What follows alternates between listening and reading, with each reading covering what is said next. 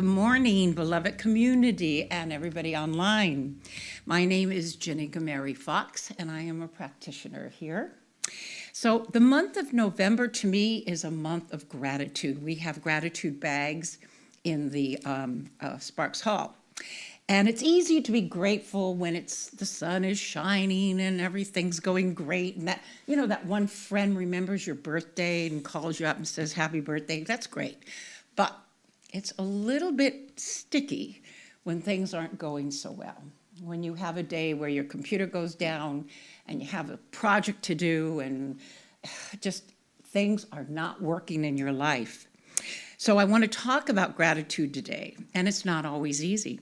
I'm talking about, that deep soul gratitude that stretches our spirituality, that shows up even when we'd rather roll our eyes and put a blanket over our head, go back to sleep, So right along with that comes another second spiritual challenge.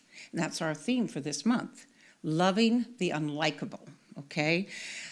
Because let's be honest, there's always that someone who seems to have been placed in our lives specifically to test our spiritual practice. So that's what I want to talk about today. Okay, 2001, yes, that far back. I was going through a divorce, and I had a family member who said some not good things to my son, who was only 8 or 9 years old. And I was very upset. And I couldn't forgive her. I went to a metta retreat at Spirit Rock, and metta is when you give love to yourself, to somebody else, to a neutral person, and then you give love to a person who challenges you or you're having trouble with.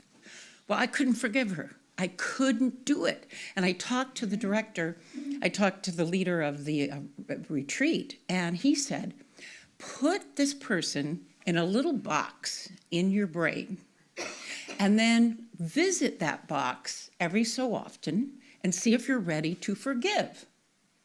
Skip ahead, 2025.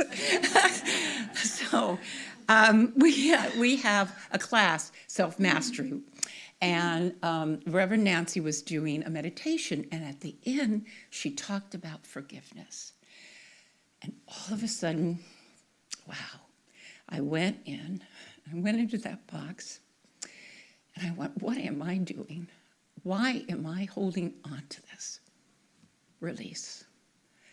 And when I told Andrea afterwards, she said, you didn't release that person. You released yourself. And that's what it does. It gives you freedom. And so Ernest Holmes wrote, love points the way and law makes it possible.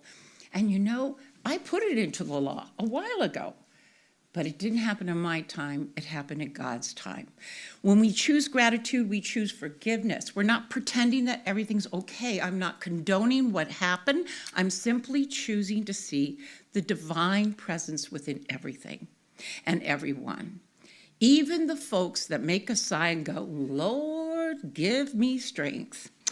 Ralph Waldo Emerson said, cultivate the habit of being grateful for everything that comes to you. He didn't say, only give thanks when people are behaving well, okay? He said continuously. When we practice gratitude, we train our spiritual sight to look beyond appearances. Gratitude said, there's something for me to learn here. And we look for the sacredness. And finding love, even for the unlikable, is how we find that sacred place. So you see, gratitude softens the heart and love opens, and the combination is powerful. So let's keep our hearts open and gratitude flowing. And maybe our sense of humor handy. Happy month of Thanksgiving. Thank you, and may all of you walk in gratitude and grace today.